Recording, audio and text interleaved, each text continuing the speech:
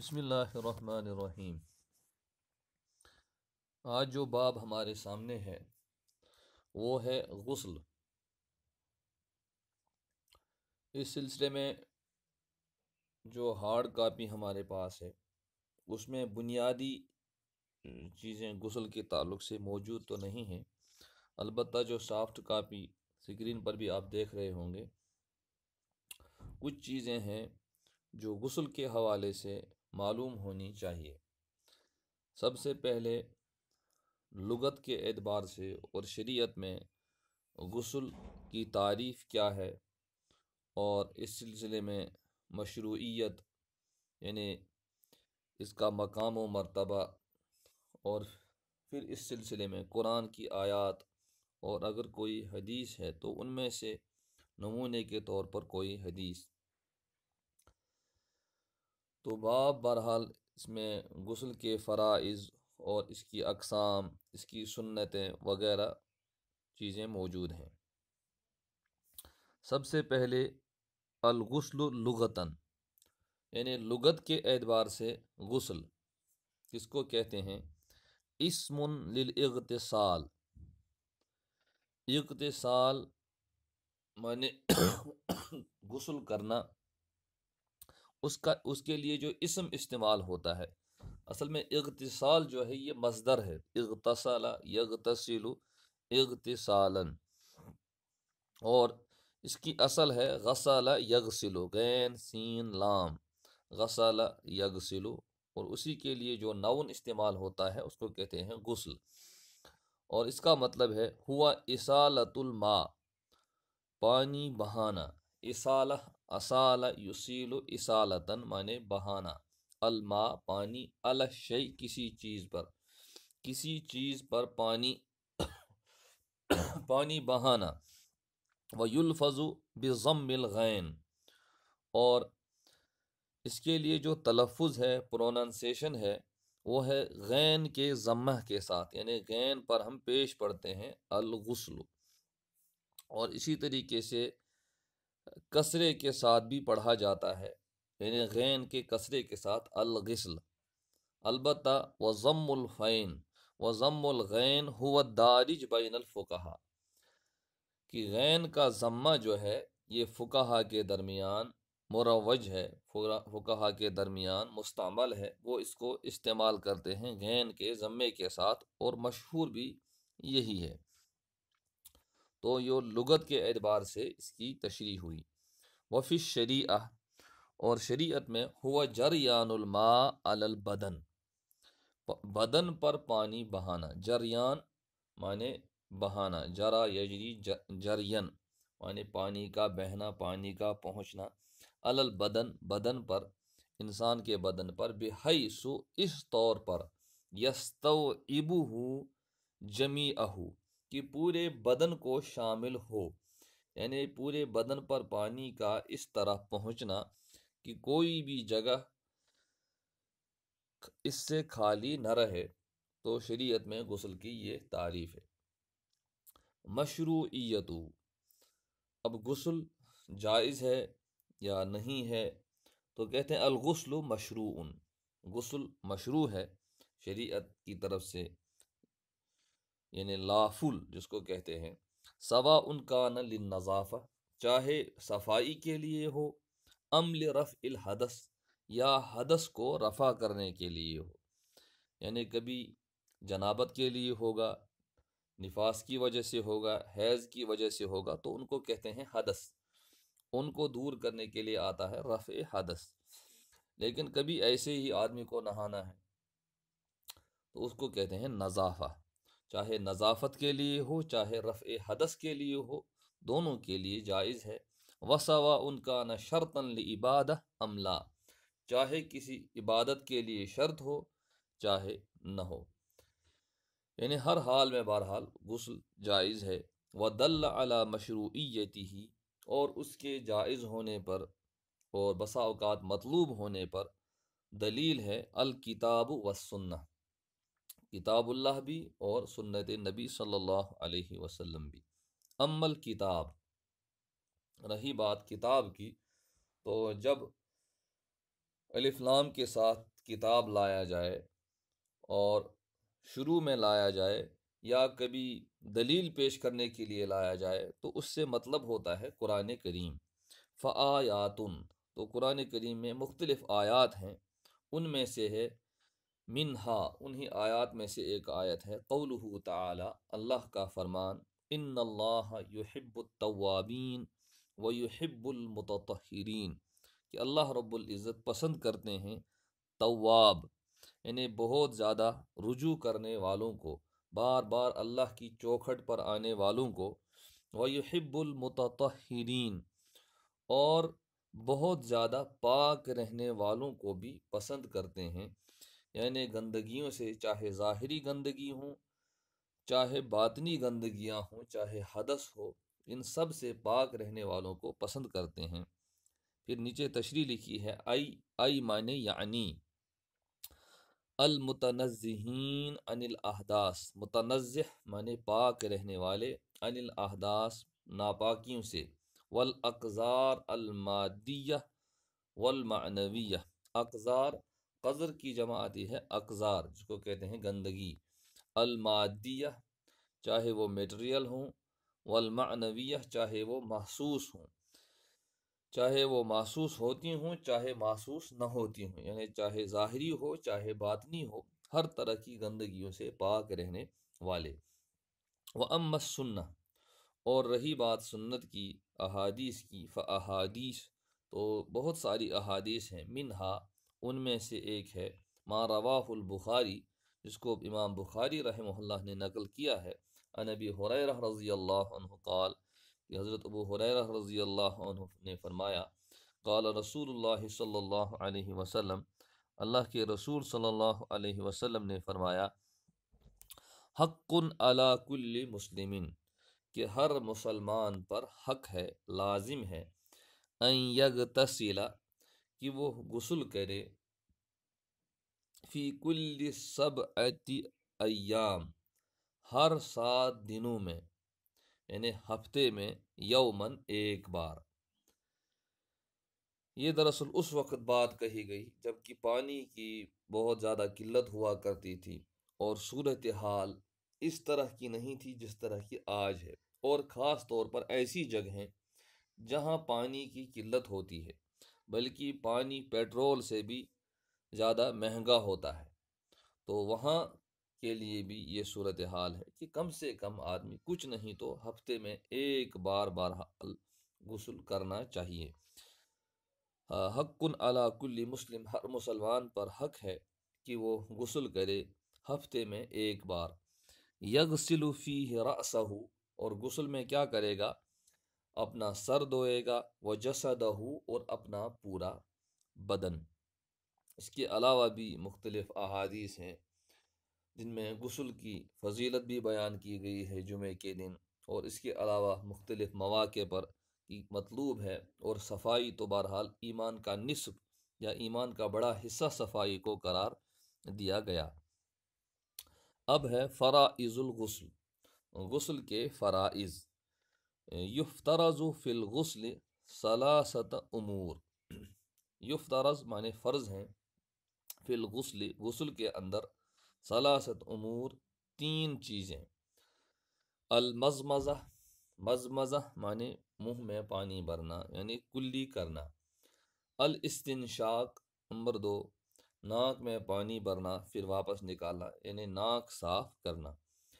Number 3 ایصال الماء، اوصل یوصل ایصالا کے معنی پہنچانا، وصل کے معنی ہیں پہنچنا، اسی سے کہتے ہیں ہم وصول ہوا، تو اس سے ہے ایصال الماء، پانی پہنچانا، الی جمیع البدن، پورے بدن تک، لا یبقا، بحیث لا یبقا، اس طور پر کہ لا یبقا کہ نہ بچے، فی البدن بدن کے اندر، مکان یابس کوئی جگہ خشک، اس طریقے سے پورے بدن تک پانی پہنچانا کہ کوئی بھی جگہ خشک نہ رہے، جس کو عام زبان میں کہتے ہیں کہ بال برابر بھی جگہ خشک نہیں رہنی چاہیے۔ تو عام طور پر غسل کے فرائض لوگوں کو یاد ہوتے ہیں اور اس کا اہتمام کیا جاتا ہے۔ سنن الغسل، اب غسل کی سنتیں جو ہیں ان کو ہم دیکھتے ہیں۔ تسن الامور الآتیہ، آنے والے امور مسنون ہے فی الاغتسال، غسل کے اندر۔ اصل میں جو غسل کے لیے لفظ ہے افعال کے اندر یا مصادر کے اندر ہے وہ ہے اغتسالہ، ورنہ غسلہ کے معنی ہے صرف دھونا، لیکن اغتسالہ کے معنی ہے نہانا۔ تسن الامور الآتیہ فی الاغتسال، غسل کے اندر آنے والے امور مسنون ہے۔ فینبغی للمغتسل، تو مغتسل اغتسل سے فاعل کا صیغہ بنا، یعنی غسل کرنے والا۔ ینبغی للمغتسل، غسل کرنے والے کو چاہیے مراعاتہا، کہ وہ ان کی رعایت کرے۔ لیکون الاغتسال، تاکہ غسل ہو جائے علی وجہ اکمل، بہتر طریقے پر، کامل طریقے پر، پرفیکشن کے قریب قریب۔ نمبر 1، ان یأتی بالبسملۃ، کہ بسم اللہ پڑھے، یأتی بالبسملہ یعنی بسم اللہ پڑھے، قبل الشروع فی الاغتسال، غسل شروع کرنے سے پہلے، اس لیے کہ ہر نیک کام یا مباح کام کو بسم اللہ سے شروع کرنا چاہیے۔ تو اسی طریقے سے غسل جب شروع کرے تو بسم اللہ پڑھے، تو بسم اللہ کا مطلب ہے بسم اللہ الرحمن الرحیم۔ نمبر 2، ان ینوی انہ یغتسل لتحصیل الطہارہ، نیت کرے کہ وہ غسل کر رہا ہے لتحصیل الطہارہ، طہارت حاصل کرنے کے لیے۔ نمبر 3، ان یغسل الیدین، دونوں ہاتھوں کو دھوئے، الی الرسغین، گٹوں تک، اولاً یعنی رسٹس جو ہے وہاں تک دھوئے سب سے پہلے، مثل ما یفعل فی الوضوء، جیسے کہ وضو میں کرتے ہیں ویسے ہی۔ تو اوپر 2 نمبر پر آیا نیت کرنا۔ دراصل اگر غسل جنابت ہے یا حیض نفاس سے پاکی کے بعد غسل کر رہے ہیں تو اگرچہ نیت نہ بھی کرے اس کے باوجود غسل صحیح ہوگا، لیکن اس پر جو ثواب مرتب ہوگا، ثواب دراصل نیت ہی کے ذریعے سے مرتب ہوگا۔ لہٰذا نیت اگرچہ دکھتی ہے چھوٹی سی چیز، لیکن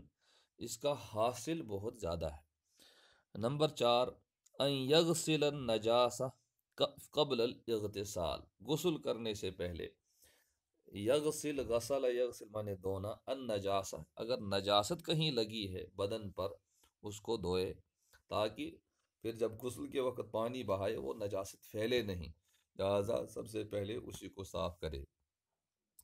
اذا کانت علی بدنہ، اگر اس کے بدن پر ہے، او علی ثوبہ، یا اس کے کپڑے پر ہے، تو چونکہ کپڑے کا کچھ حصہ یا بعض کپڑے پہن کر کے غسل کیا جاتا ہے، تو خاص طور سے جو کپڑا پہنا ہوا ہے جس کو پہن کر کے غسل کر رہا ہے اس میں اگر نجاست لگی ہے تو اس کو تو بہرحال دھلنا چاہے، تاکہ وہ نجاست غسل کے دوران پھیلے نہیں، اور غسل کا مقصد ہے پاکی حاصل کرنا۔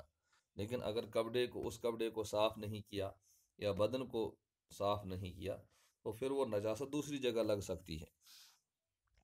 نمبر 5، ان یتوضا قبل الاغتسال، غسل سے پہلے وضو کرے،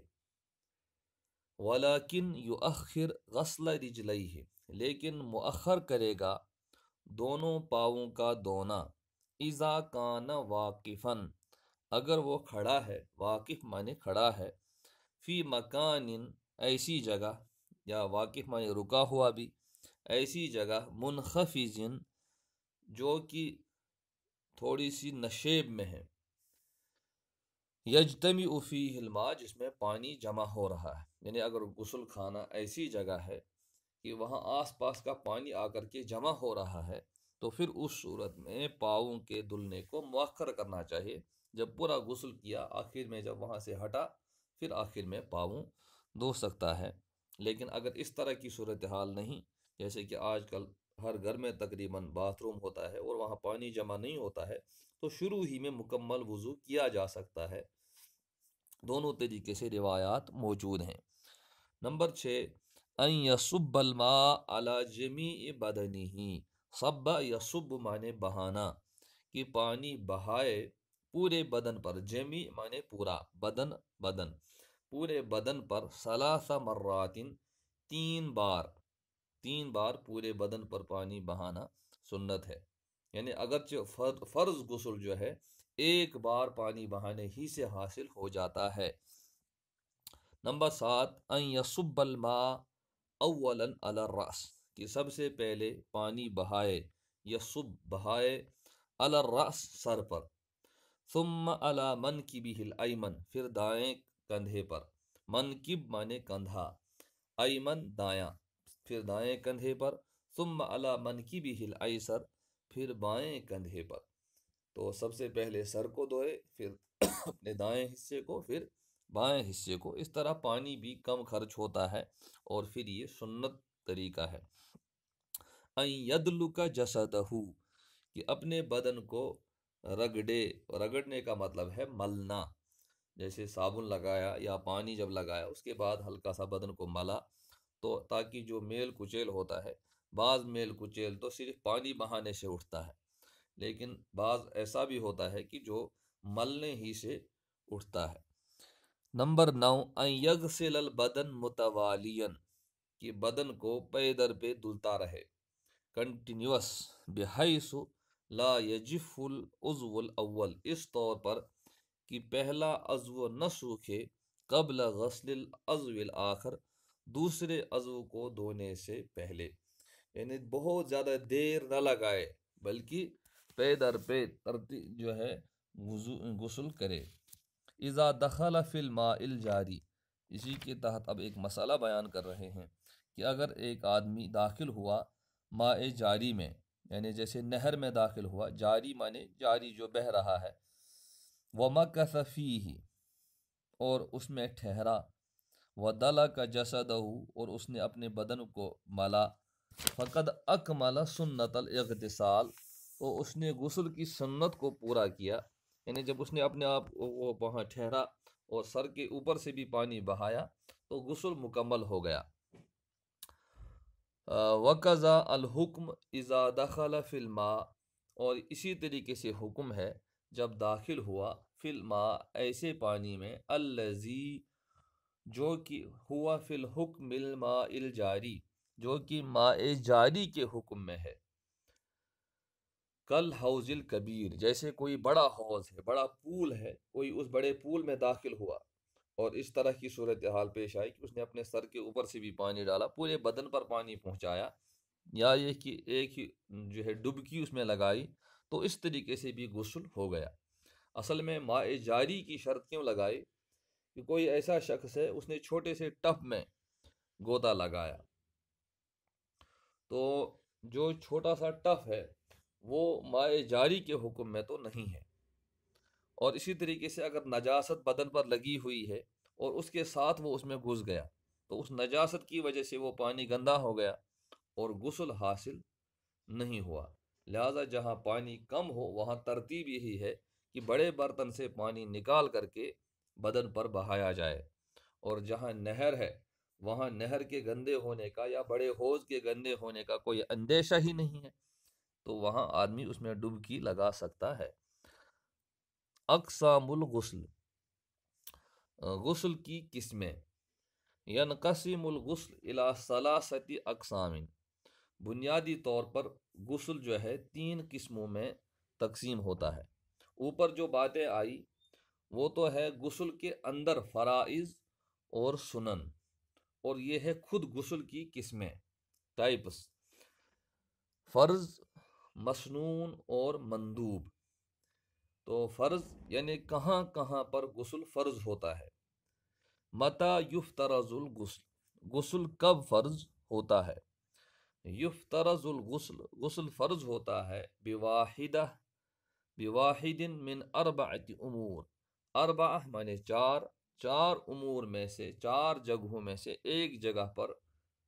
یا ایک صورتحال میں غسل فرض ہوتا ہے۔ نمبر 1، یفترض الغسل علی الانسان، انسان پر غسل فرض ہوتا ہے اذا کان جنوباً، جب جنابت لاحق ہو۔ تو جنابت لاحق ہونا یہ مطلق انسان کے ساتھ ہے، چاہے مرد ہو چاہے عورت ہو، تو اس کے ساتھ جنابت لاحق ہوتی ہے۔ نمبر 2، یفترض الغسل علی المرأة اذا طہورت من الحیض، غسل فرض ہوتا ہے عورت پر جب وہ حیض سے پاک ہو جائے۔ اسی طریقے سے یفترض الغسل علی المرأة اذا طہورت من النفاس، جب وہ پاک ہو جائے نفاس سے۔ تو دوسری اور تیسری صورت اس کا تعلق صرف عورت سے ہے کہ حیض سے پاک ہونے پر اور نفاس سے پاک ہونے پر عورت پر غسل فرض ہو جاتا ہے، تو اس صورت میں وہ عبادات ادا نہیں کر سکتی ہے جب تک کہ غسل نہ کرے۔ نمبر 4، یفترض تغسیل المیت علی الاحیاء، فرض ہے میت کو غسل دینا علی الاحیاء، زندوں پر۔ تو یہاں میت پر غسل تو فرض ہے، لیکن اس غسل کو فرض جو ہے اس غسل کو انجام دینا یہ کن پر ہے؟ یہ زندوں پر لازم ہے۔ تو یہ 4 جو ہیں احوال ہیں جہاں پر غسل فرض ہو جاتا ہے۔ متا یسن الغسل، اور غسل مسنون کب ہے؟ لأربعۃ اشیاء، وہ بھی 4 جگہوں پر ہے۔ لصلاۃ الجمعہ، جمعے کے موقع پر۔ تو بعض فقہا کے نزدیک جمعے کے دن غسل فرض ہے، البتہ احناف کے نزدیک اور اس کے علاوہ دوسرے بعض فقہا کے نزدیک غسل جمعے کے دن بھی فرض جو ہے سنت ہے، اور فرض وہی صورتحال ہے جو اوپر 4 جگہیں آئی، صرف ان بنیادوں پر فرض ہوگا۔ لصلاۃ العیدین، عیدین کے موقع پر، عیدین کی نماز کے لیے جو ہے غسل مسنون ہے۔ للاحرام، اسی طریقے سے حاجی کو حج پر جانا ہے تو احرام باندھنے سے پہلے اس پر غسل سنت ہے کہ غسل کرے اور پھر احرام باندھے۔ للحاج فی عرفہ بعد زوال الشمس، اور حاجی کے لیے عرفات کے میدان میں بعد زوال الشمس، زوال شمس کا مطلب ہے جب کہ ظہر کا وقت شروع ہو جائے تو اس کا وقت اس کو غسل کرنا چاہیے، اگر موقع ملتا ہے تو غسل کرنا چاہیے تاکہ پھر عبادات ادا ہوں، نمازیں ادا ہوں، اور پھر اس کو اپنے رب کے حضور کیونکہ دن بھر دعا کرنی ہے، لہٰذا اس موقع پر غسل مسنون ہے۔